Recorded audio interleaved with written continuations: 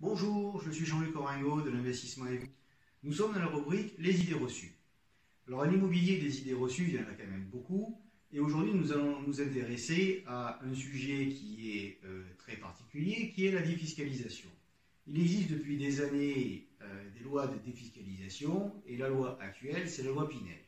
La question qui se pose, évidemment, c'est est-ce que la loi Pinel est un investissement judicieux? Alors, je vous propose de faire un rapide tour d'horizon du dispositif Pinel. Vous allez vous engager à acheter un logement neuf que vous allez louer pendant une durée de 6, 9 ou 12 ans. En contrepartie, l'État vous accorde une réduction d'impôt qui se situe entre 12, 18 ou 21% du montant de l'investissement. Ainsi, si l'on va au maximum de l'investissement autorisé, c'est-à-dire 300 000 euros, vous pourrez générer une économie d'impôt sur 12 ans de 63 000 euros, soit 5 250 euros par an. Alors, il est important de savoir dans quel contexte on se situe. Et on va prendre deux aspects, les prix et la revente. Commençons par les prix.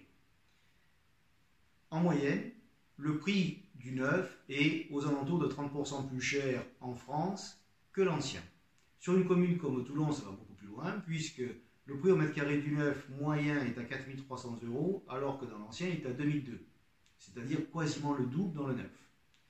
De même, au niveau des loyers, on est à 12 euros dans l'ancien pour un loyer plafonné dans le neuf à 12,75 euros. Cela signifie que, grosso modo, la rentabilité du neuf est 2 fois moins importante que dans l'ancien.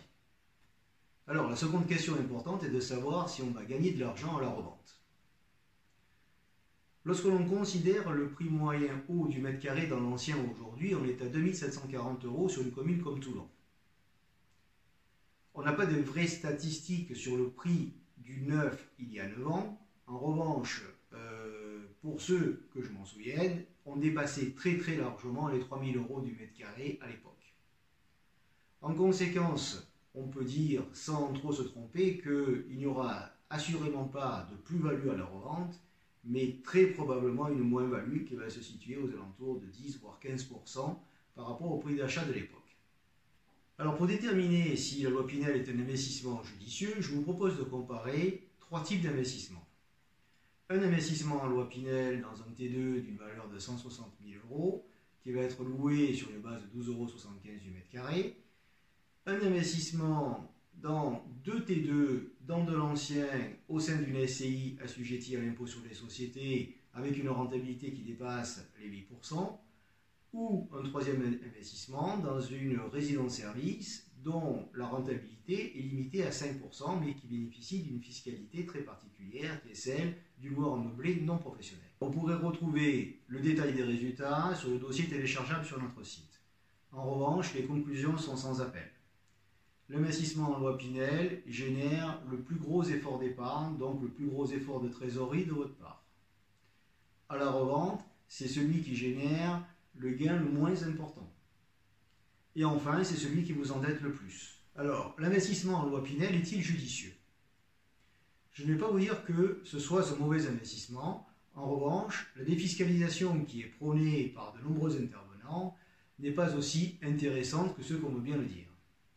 Puisqu'il existe d'autres formes d'investissement qui sont tout autant intéressantes et surtout qui génèrent soit moins d'efforts d'épargne, soit ont une meilleure rentabilité et une meilleure opportunité de revente.